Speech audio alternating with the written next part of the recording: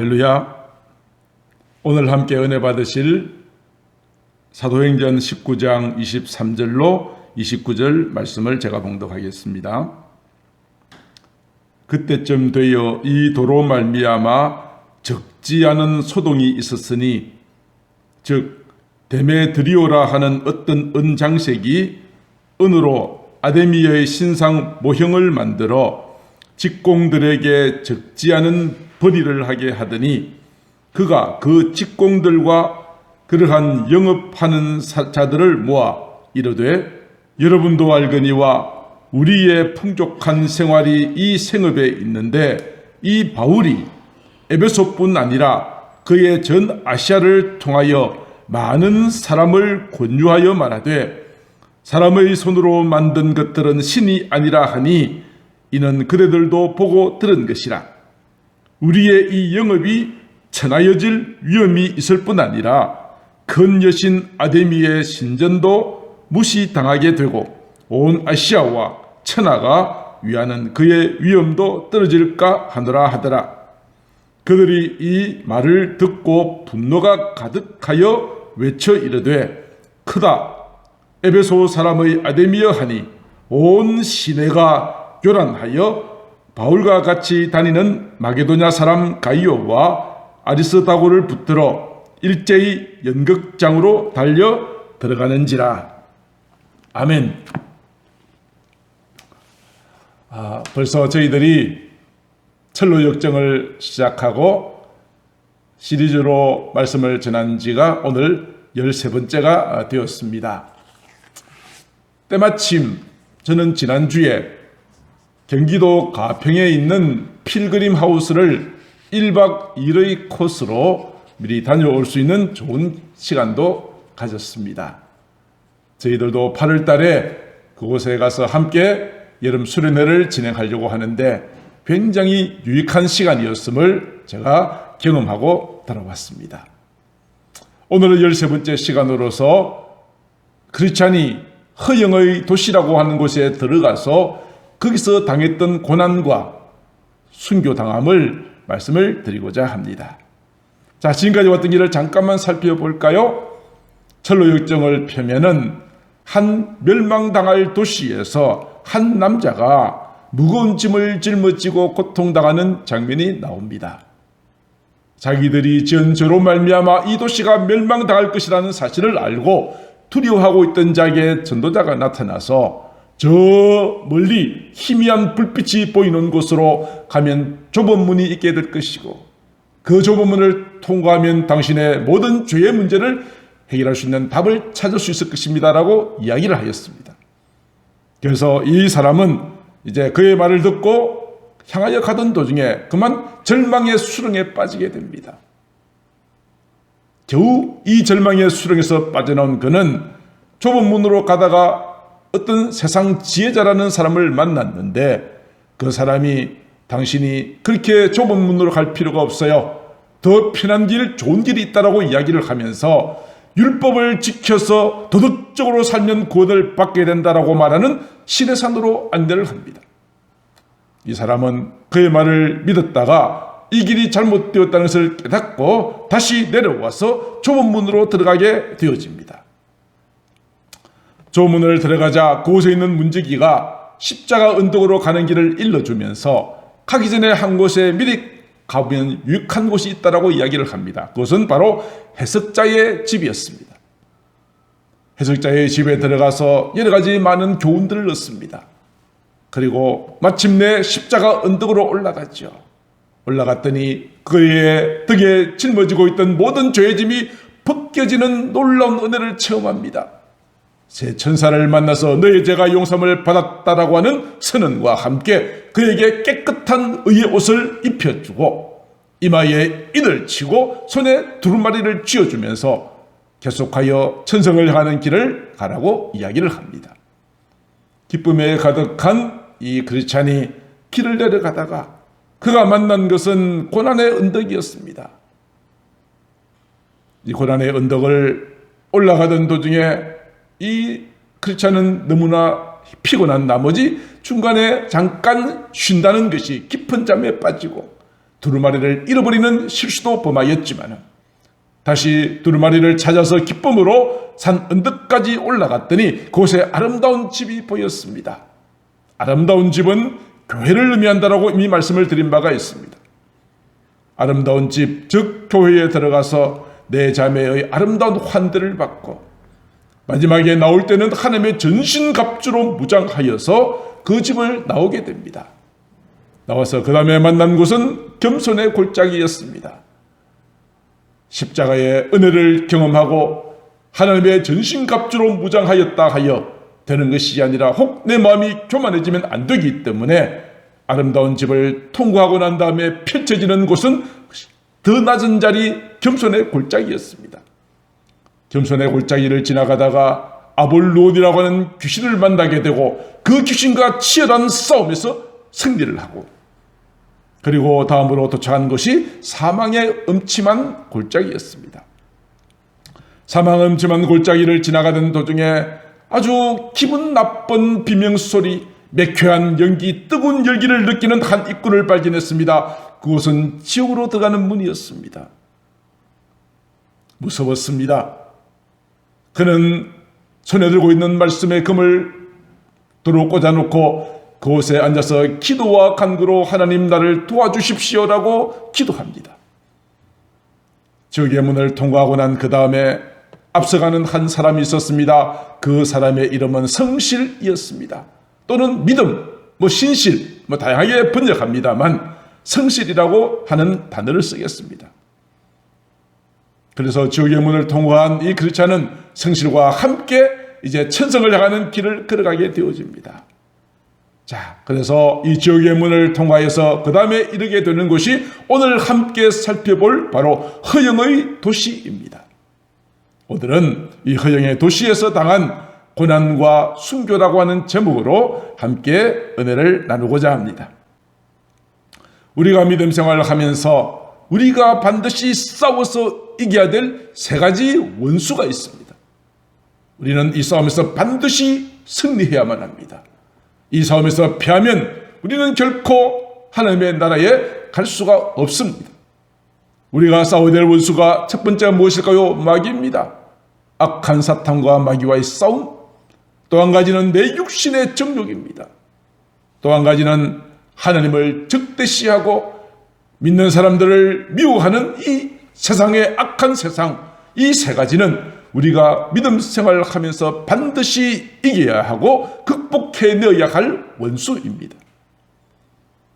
절로 역정에는 이미 크리스찬이 아볼론과의 싸움하는 이 장면을 통해서 우리는 하나님의 거룩한 말씀의 금을 가지고 기도와 간구로 마귀를 대적하여 싸워 이겨야 할 것을 이미 이야기한 바가 있습니다. 육신의 정욕과 관련해서는 성실히 경험했던 첫사람 아담, 옛사람을 벗어버리라고 하는 이 말씀으로 하나님의 말씀을 거역하고 선악과의 열매를 따먹었던 이 나의 옛사람의 모습을 벗어버려야 된다는 것을 이미 교훈한 바가 있습니다. 세 번째로 하나님을 적대시하고 미워하고 대적하는 이 세상과의 싸움에서 어떻게 이길 것인가 하는 것을 오늘 저희가 살펴보게 될 허영의 도시라고 하는 이것을 통해서 우리는 배울 수가 있게 되는 것이죠. 이제 크리스찬과 성실 두 사람이 허영의 도시에 들어가려고 할 때 또 등장합니다. 전도자를 또 만납니다. 이미 세 번째 만나는 것입니다. 크리스찬과 성실은 이 전도자를 알고 있습니다. 이미 그 전도자의 인도함을 따라 여기까지 왔다는 것을 알았기에 두 사람은 전도자를 만나서 기쁜 마음으로 지금까지 하나님께서 우리를 어떻게 인도하셨는지를 자랑스럽게 간증하며 감사를 했습니다. 그러자 전도자는 계속하여 이 두 사람에게 경고를 합니다. 앞으로 여러분들 앞에도 많은 위험들이 있을 것입니다. 마음을 방심하면 안 됩니다. 가다가 뒤로 돌아서거나 포기하면 안 됩니다. 그렇게 이야기를 합니다. 전도자는 이 세상에 있는 것들은 육체의 정욕과 안목의 정욕과 이생의 자랑입니다. 이런 것들이 여러분의 마음에 들어오지 않도록 하셔야 됩니다. 하나님께서는 당신들에게 하늘과 땅의 권세를 주셨습니다. 이 권세를 가지고 당신들은 피 흘리기까지 악한 사탄과 마귀와 싸워야 합니다. 복음을 전해야 합니다. 그 길에는 수많은 환난이 있을 것입니다. 때로는 옥에같이 있는 시험을 받게 될 것입니다. 그러나 죽도록 충성하세요. 그러면 당신에게 생명의 관이 주어지게 될 것입니다. 이 생명의 면류관을 결코 뺏기는 자가 되지 말라고 그렇게 말해줍니다. 크리스찬과 성실 두 사람은 이 전도자의 말을 가슴 깊이 새기고 드디어 허영의 도시에 들어가게 됩니다. 허영의 도시 안에는 1년 365일 24시간 열리는 시장이 있습니다. 그 시장의 이름은 허영의 시장이라고 합니다. 이 시장의 주인은 누구인가? 바알세불 또는 아볼루온 군대 마귀들입니다. 그들이 이 허영의 시장을 개설한 목적이 있습니다. 수많은 순례자들이 이 허영의 시장에서 자기들이 파는 세상적으로 아름다운 것에 도취되어서 순례자의 길을 포기하게 만들고 그들의 영혼을 파멸에 이끌려는 목적으로 이 시장을 개설한 것이었습니다. 그 시장에는 정말 아름다운 것들이 많았습니다. 세계적인 명품들이 다 모여 있었습니다. 성경은 이러한 허영의 시장에서 판매하는 세상의 아름다운 것들, 여기에 대해서 성경은 계속하여서 경고해주고 있습니다. 사도 바울은 이렇게 말합니다. 부하려 하는 자들은 시험과 올무와 여러 가지 어리석고 해로운 욕심에 떨어져서 마침내 사람으로 하여금 파멸과 멸망에 빠지려 하는 것이다. 내가 돈을 많이 벌려는 세상적인 재물에 대한 욕심을 버리지 않으면 허영의 도시에서 나의 영혼이 죽게 될 것이다. 파멸에 빠지게 될 것이다 라고 사도 바울은 경고했습니다. 사도 야고보도 마찬가지입니다. 세상과 짝하고 세상과 붙드는 것은 우리를 사랑하시는 하나님과를 버리고 우상과 가까이 하는 것은 영적인 가늠한 것과 똑같다는 것입니다. 우리는 재물과 하나님을 겸하여 섬기지 못하는 것입니다. 우리는 세상과 붙드는 것이 아니라 하나님과 가까이 하고 하나님의 말씀대로 걸어가는 자가 되어야 할 것을 사도 야고보가 말해주고 있습니다. 그렇지 않으면 허영의 도시에 허영의 시장에서 파는 것들에 우리의 마음을 빼앗겨서 파멸에 갈 수밖에 없게 되기 때문이지요. 사도 바울, 사도 야고보뿐 아니라 사도 요한도 말합니다. 이 세상이나 세상에 있는 것들을 사랑하지 말라고 말합니다. 세상을 사랑하면 하나님의 사랑이 그 안에 있지 않을 것이라고 이야기를 하였습니다. 허영의 도시에는 이와 같은 수많은 우리를 유혹해 하려는 것들이 얼마나 많은지 모릅니다. 그렇다면 우리가 이 허영의 도시를 지나지 않고 다른 길로 갈 수 있는 길은 없을까요? 그러나 답은 없다는 것입니다. 우리가 육신의 몸을 입고 이 땅에 살아가는 날 동안 우리는 어쩔 수 없이 이 모든 것들을 경험하며 살 수밖에 없다는 것입니다. 사도 바울은 고린도전서 5장 10절에서 이렇게 말하죠. 세상에는 음행하는 자들, 탐하는 자들, 속여 빼앗는 자들이 많이 있고 우상숭배한 자들도 있다. 그들과 담을 쌓고 그들과 멀리하고 그들을 떠나서 살 수는 없다. 만약에 그렇게 하려면 세상 밖으로 나가야 될 것이다. 이 말이 무엇입니까? 우리는 이 세상 속에서 그들과 함께 살아야 하는 그런 환경 속에서 살아가야 한다는 것입니다. 그러나 우리는 이 모든 환경에 우리의 마음을 영혼을 뺏기는 자가 되지 말고 승리하는 자가 되어야 한다는 것을 말씀하여 주고 계신 것이죠. 그런데 예수님께서도 이 허영의 도시를 지나가셨습니다. 언제 지나갔나요? 예수님께서 40일 동안 금식기도 하시고 그때 마귀가 예수님께 나타났죠. 세 가지로 시험하였죠. 돌로 떡을 만들어 먹으라. 높은 곳에서 뛰어내리라. 그리고 또 한 가지가 무엇입니까? 아름다운 세상의 모든 천하만국과 영광을 다 보여주면서 이렇게 말합니다. 나에게 절하면 이 모든 것들을 네게 줄게. 무엇입니까? 허영의 도시, 허영의 시장에서 판매하는 모든 것을 줄 테니까 마귀에게 절하라고 하는 마귀의 모든 시험이 예수님께서도 당하셨다는 것이죠. 그러나 예수님께서는 그 마귀를 몰아내셨습니다. 그 모든 시험을 이기셨습니다. 사랑하는 성도 여러분, 우리가 이 세상 살아가면서 우리에게는 육신적으로 필요한 많은 것들이 있죠.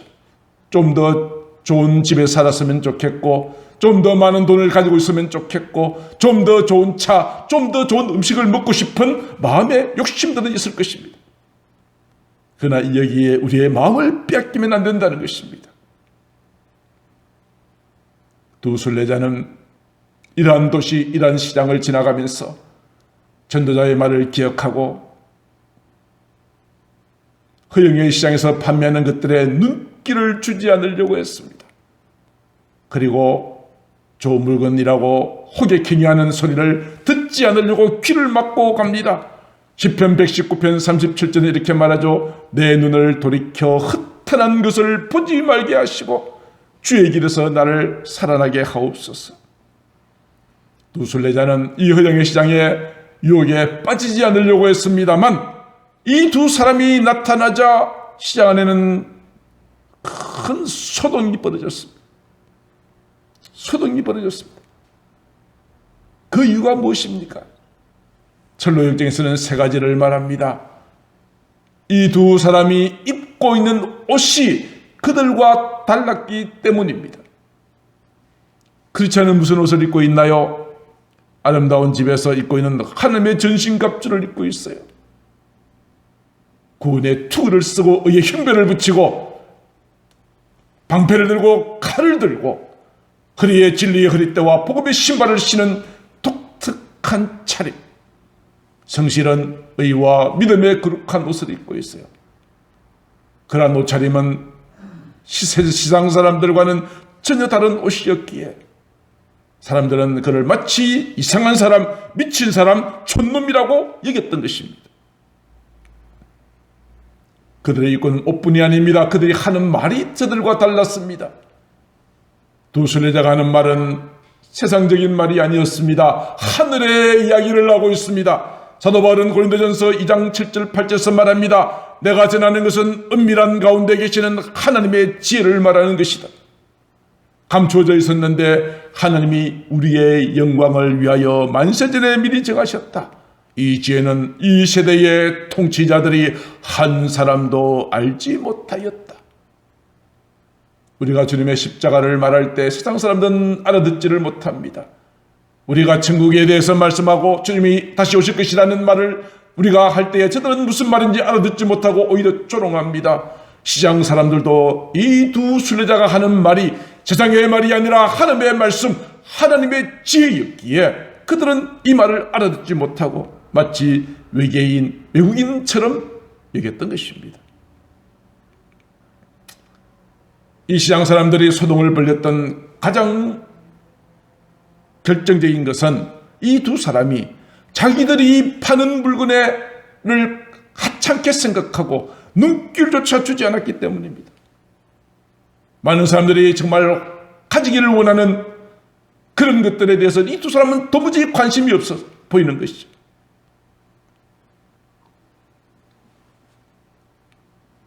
시장 사람들은 이 두 사람 때문에 당황하고 있어요.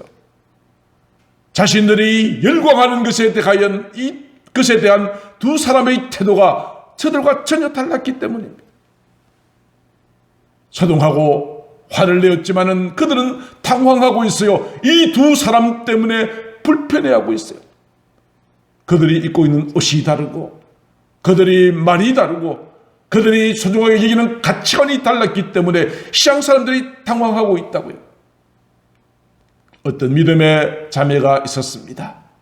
그 자매는 초등학교 선생님이었습니다. 그 자매가 학교에 부임하고 난 다음에 그 학교 안에서 선생님들이 과거에 촌지를 주고받았죠. 봉투를 주고 우리 아이 잘 부탁한다라고 했던 이 촌지 받는 것에 대해서 갑자기 시끄러워졌습니다. 그 이유가 무엇일까요? 그 믿음의 자매는 학부모들이 가지고 온 촌지를 거절했기 때문입니다. 이 소문이 학부모들 사이에 퍼지게 되었고 이미 촌지를 받고 있는 선생님들에게는 이 선생님 때문에 이 여선생님 때문에 무척 불편해지고 눈에 가시처럼 여겨졌다는 이야기죠. 사랑하는 성도 여러분, 우리 교회가 진정한 교회다운 교회가 되고 저와 여러분들이 성도다운 성도가 되어진다면 이 세상한 교회의 존재 자체로, 여러분들의 존재 자체로 세상은 불편해할 것입니다. 세상을 향하여 밝은 빛이 되어진다면 어두운 가운데서 행하던 모든 저들의 죄악이 드러나기 때문입니다. 그런데 언제부터인가 교회가 많이 변질되었습니다. 세상 사람들과 별로 달라 보이지도 않습니다. 마치 맛을 잃어버린 소금과 같은 그런 존재가 되고 말았습니다. 이 세상에 있는 모든 것들은 다 헛된 것들 뿐인데, 교회도 이 헛된 것들을 무엇인가 붙잡으려고 쥐려고 하는 그런 세속적인 모습이 너무 많이 나타나고 있어요. 교회가 교회답지 못하기에 저희들은 외치고 있습니다. 교회다운 교회. 성도가 성도다운 삶을 살지 못하기 때문에 저는 간절하게 여러분들에게 외칩니다. 우리 모두 성도다운 성도가 되어져야 합니다. 주님 오시는 그날까지. 예수님은 산상설교에서 이렇게 말씀하셨죠. 너희는 세상의 소금이다. 소금이 만약에 맛을 잃어버린다면 무엇으로 짜게 하겠는가? 아무 쓸데없어 밖에 버려져 밟힐 뿐이다. 오늘 이것이 지금 한국 교회의 모습이요, 저와 여러분들의 모습은 아닌 건지요. 사랑하는 성도 여러분, 오늘 또 이 말씀을 듣고 하나님, 우리가 세상의 풍조에 따라가는 자가 아니라 우리의 옷과 우리의 말과 우리의 가치관이 저들과 다른 것 때문에 세상 사람들이 당황하게 하옵소서. 어두운 가운데 밝은 빛으로 살게 하여 주옵소서.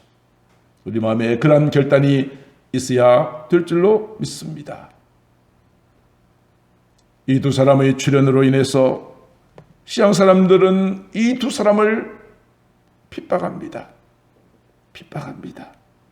시향 사람들이 이렇게 질문합니다. 당신은 도대체 무엇을 찾고 있습니까? 우리가 펼쳐놓은 이것에 아무 관심이 없으니 당신은 무엇을 사기를 원합니까? 그때 두 순례자는 이렇게 말합니다. 우리는 단 한 가지 진리를 사고 싶습니다. 진리가 아닌 것에 대해서는 관심이 없습니다. 그렇게 말했습니다. 시장 사람들은 화가 났습니다. 우리의 모든 상품을 가치 없고 진리만을 찾는 이들을 욕하고 때리려고 하는 사람도 있었습니다. 갑자기 큰 소동이 벌어졌습니다.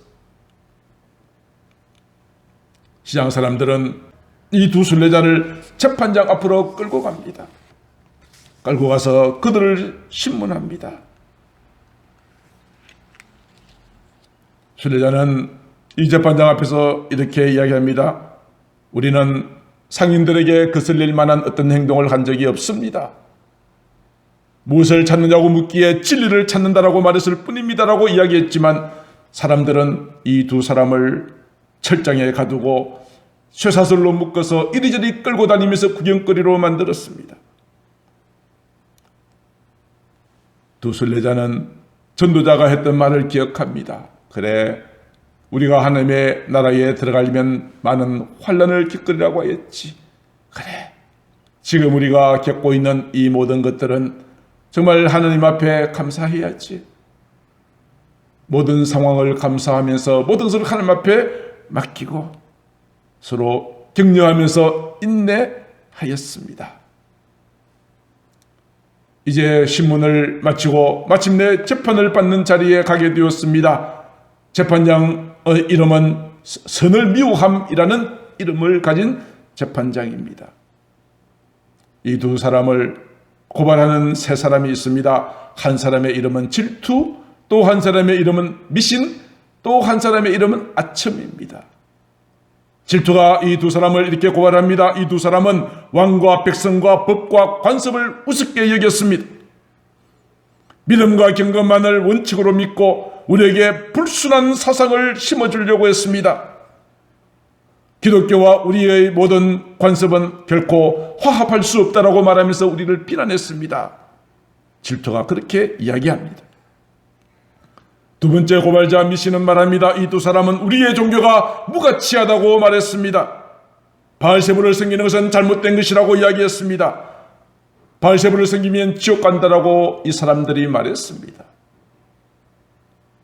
마지막 아침은 말합니다. 이 두 사람은 바알세불의 친구들을 무시하는 발언을 했습니다. 그리고 재판장이 공정하지 못하다고 비난했습니다. 이 세 사람의 말을 듣고 재판장은 노발대발 화를 냅니다.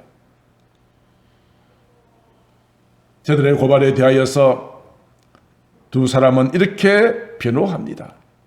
내 말을 들어보세요. 여러분들의 법과 규칙과 관습이 하나님의 말씀에 맞지 않는다면 잘못된 것입니다. 하나님을 섬기려면 거룩한 믿음이 필요합니다. 말씀에 맞지 않는 것을 섬기고 예배하는 것은 단순하게 인간이 만들어낸 그런 우상에 불과합니다. 그것으로는 결코 영원한 생명을 얻을 수 없습니다. 계속 그 길을 걸어간다면 여러분들은 모두 지옥에 가게 될 것입니다. 당당하게 이 두 사람은 수많은 사람들과 재판장 앞에서 증언하였습니다. 재판관은 굉장히 화가 났습니다. 그래서 마지막으로 이들을 죽이려고 작정했습니다. 그래서 12명의 배심원들에게 마지막 판결을 내달라고 이야기합니다. 12명의 배심원들은 만장일치로 이 두 사람은 사형에 처한다라고 판결을 내렸습니다. 이와 비슷한 사건이 오늘 읽었던 본문에 있는 내용입니다.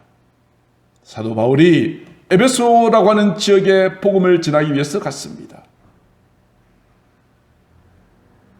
그래서 그곳에서 사람의 손으로 만든 모든 것들은 헛된 것이다 라고 이야기를 했습니다. 사도 바울이 오고 난 다음에 에베소에는 이런 심상치 않은 분위기가 있었습니다. 에베소 사람들이 섬기는 우상이 있었습니다. 풍요와 다산의 신이었던 아데미를 섬겼습니다. 여신입니다. 유방이 24개가 달려있는 여신입니다. 여신을 잘 섬기면 자식을 잘 놓고 부자가 된다는 그런 미신을 가지고 있었습니다. 그런데 사도 바울이 외쳤던 것은 무엇입니까? 사람의 손으로 만든 것은 구원이 없다라고 외치니까 많은 사람들이 아데미를 섬기지 않게 되어지죠. 아데미 여신상을 만들어 사업하던 사람들이 있었습니다. 그 사람들의 사업에 큰 타격이 오게 된 것이죠. 그러자 그 사업을 하고 있던 데메트리오라고 하는 사람들에게 선동하기 시작합니다. 뭐라고 말합니까? 우리의 이 영업이 천하여질 위험에 처해 있다. 우리가 섬기는 여신 아데미의 신전도 무시당하게 될 것이고 그의 모든 위험도 떨어질까 하더라. 속으로는 자기들의 사업에 타격을 받기 때문에 이런 일을 행하여 놓고도 그들은 이렇게 이야기를 한 것이죠. 이 말을 듣고 온 시내가 소동을 일어났습니다. 그래서 바울과 그와 함께 다니는 사람을 붙잡으려고 시도하였습니다. 크리스찬과 성실히 허영의 도시에서 당했던 것과 똑같은 상황이죠. 하나님의 말씀을 전했다는 그 이유 때문에 시내는 큰 소동이 벌어지게 되고 마침내 저들은 사형의 언도를 받게 됩니다. 사람들은 이 두 사람을 채찍으로 쳤습니다. 돌로 때렸습니다. 주먹으로 쳤습니다. 칼로 상처를 내기도 했습니다. 그들은 먼저 성실을 말뚝에 묶어서 불로 태워 죽였습니다. 성실이 순교를 당한 것이죠. 크리스찬은 감옥에 갇혀 있다가 기적적으로 탈출하게 됩니다. 사도행전 12장에 보면 예수님의 12제자 가운데 두 사람 야고보가 그 당시에 악한 헤롯이라고 하는 왕에 의해서 목베임을 당하여 죽는 장면이 기록되어 있습니다. 예수님의 제자 야고보가 12제자 가운데 가장 먼저 순교하였습니다. 야고보가 죽자 사람들이 기뻐하는 것을 헤롯이 듣고는 보고는 야 이제는 베드로까지 죽이려고 작정하고 베드로를 감옥에 집어넣었습니다.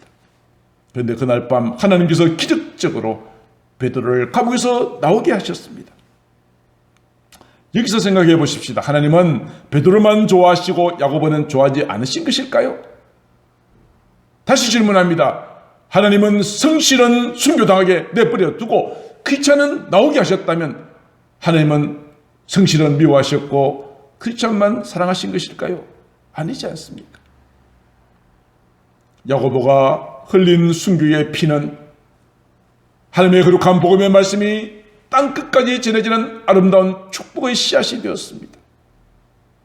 베드로는 죽지 않고 살아나서 무엇을 했습니까? 예루살렘 교회가 아름답게 세워지고 복음을 전하는 일에 마지막까지 매진하다가 십자가에 거꾸로 십자가에 못 박혀 순교를 당했습니다. 살아있는 베드로, 순교한 야고보, 살아남은 크리스찬, 순교한 성실 모두 하나님의 뜻을 따라 하나님의 신실한 일을 위하여서 믿음의 수고를 한 자들입니다. 허영의 시장에서 보였던 이 두 순례자의 모습을 가만히 지켜본 자가 있었습니다. 성실의 죽음은 결코 헛된 것이 아니었다니까요.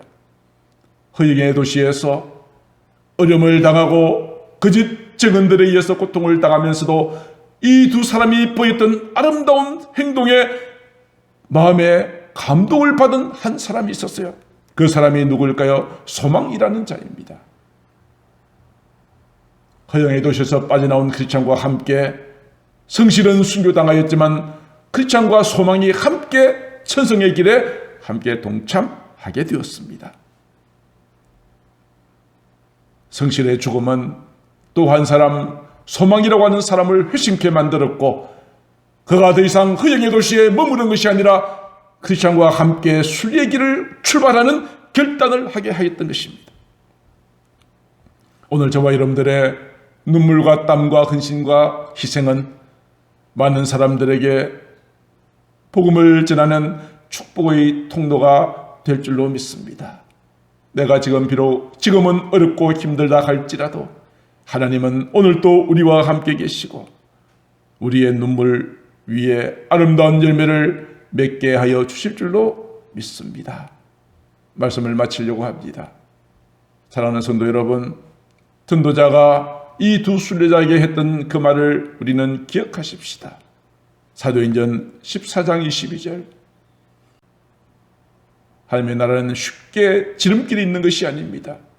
내 십자가 지고 주님이 인도하시는 대로 따라가면 우리는 반드시 하나님의 나라에 들어가게 되는데 그 과정에 우리는 많은 환난을 겪습니다.